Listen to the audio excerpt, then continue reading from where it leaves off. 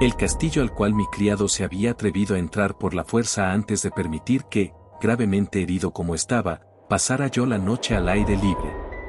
Era una de esas construcciones en las que se mezclan la lobreguez y la grandeza, y que durante largo tiempo se han alzado cejijuntas en los Apeninos, tan ciertas en la realidad como en la imaginación de M.R.S. Radcliffe.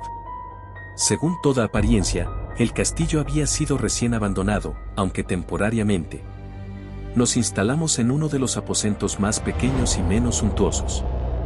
Hallábase en una apartada torre del edificio. Sus decoraciones eran ricas, pero ajadas y viejas. Colgaban tapices de las paredes, que engalanaban cantidad y variedad de trofeos heráldicos, así como un número insólitamente grande de vivaces pinturas modernas en marcos con arabescos de oro. Aquellas pinturas, no solamente emplazadas a lo largo de las paredes sino en diversos nichos que la extraña arquitectura del castillo exigía, despertaron profundamente mi interés, quizá a causa de mi incipiente delirio. Ordené, por tanto, a Pedro que cerrara las pesadas persianas del aposento, pues era ya de noche. Que encendiera las bujías de un alto candelabro situado a la cabecera de mi lecho y descorriera de par en par las orladas cortinas de terciopelo negro que envolvían la cama. Al hacerlo así deseaba entregarme, si no al sueño, por lo menos a la alternada contemplación de las pinturas y al examen de un pequeño volumen que habíamos encontrado sobre la almohada y que contenía la descripción y la crítica de aquellas. Mucho leí, e intensamente miré. Rápidas y brillantes volaron las horas, hasta llegar la profunda medianoche. La posición del candelabro me molestaba, pero, para no incomodar a mi amodorrado sirviente, alargué con dificultad la mano y lo coloqué de manera que su luz cayera directamente sobre el libro. El cambio, empero, produjo un efecto por completo inesperado. Los rayos de las numerosas bujías, pues eran muchas, cayeron en un nicho del aposento que una de las columnas del lecho había mantenido hasta ese momento en la más profunda sombra. Pude ver así, vívidamente, una pintura que me había pasado inadvertida. Era el retrato de una joven que empezaba ya a ser mujer. Miré presurosamente su retrato, y cerré los ojos. Al principio no alcancé a comprender por qué lo había hecho. Pero mientras mis párpados continuaban cerrados, cruzó por mi mente la razón de mi conducta. Era un movimiento impulsivo a fin de ganar tiempo para pensar, para asegurarme de que mi visión no me había engañado, para calmar y someter mi fantasía antes de otra contemplación más serena y más segura. Instantes después volví a mirar fijamente la pintura. Ya no podía ni quería dudar de que estaba viendo bien, puesto que el primer destello de las bujías sobre aquella tela había disipado la soñolienta modorra que pesaba sobre mis sentidos, devolviéndome al punto a la vigilia. Como ya he dicho, el retrato representaba a una mujer joven. Solo abarcaba la cabeza y los hombros, pintados de la manera que técnicamente se denomina vignete y que se parece mucho al estilo de las cabezas favoritas de Sally. Los brazos, el seno y hasta los extremos del radiante cabello se mezclaban imperceptiblemente en la vaga pero profunda sombra que formaba el fondo del retrato. El marco era oval, ricamente dorado y afiligranado en estilo morisco. Como objeto de arte, nada podía ser más admirable que aquella pintura. Pero lo que me había emocionado de manera tan súbita y vehemente no era la ejecución de la obra, ni la inmortal belleza del retrato. Menos aún cabía pensar que mi fantasía, arrancada de un semisueño, hubiera confundido aquella cabeza con la de una persona viviente. Inmediatamente vi que las peculiaridades del diseño, de la vignete y del marco tenían que haber repelido semejante idea, impidiendo incluso que persistiera un solo instante. Pensando intensamente en todo eso, quedé tal vez una hora, a medias sentado, a medias reclinado, con los ojos fijos en el retrato.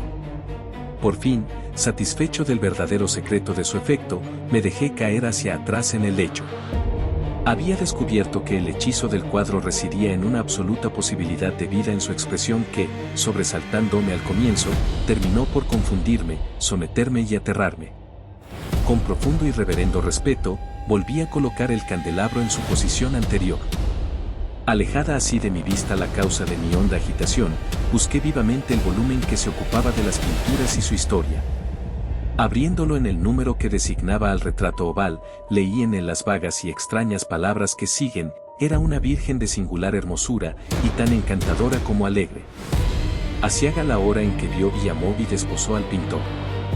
Él, apasionado, estudioso, austero, tenía ya una prometida en el arte, ella, una virgen de sin igual hermosura y tan encantadora como alegre, toda luz y sonrisas, y traviesa como un cervatillo, amándolo y mimándolo.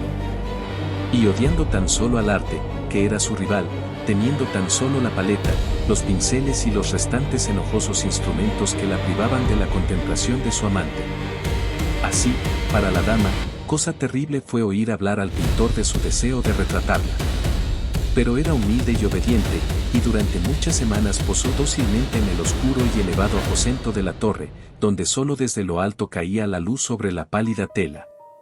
Mas él, el pintor, gloriábase de su trabajo, que avanzaba hora a hora y día a día. Y era un hombre apasionado, violento y taciturno, que se perdía en sus ensueños, tanto, que no quería ver cómo esa luz que entraba, lívida, en la torre solitaria, marchitaba la salud y la vivacidad de su esposa, que se consumía a la vista de todos, salvo de la suya.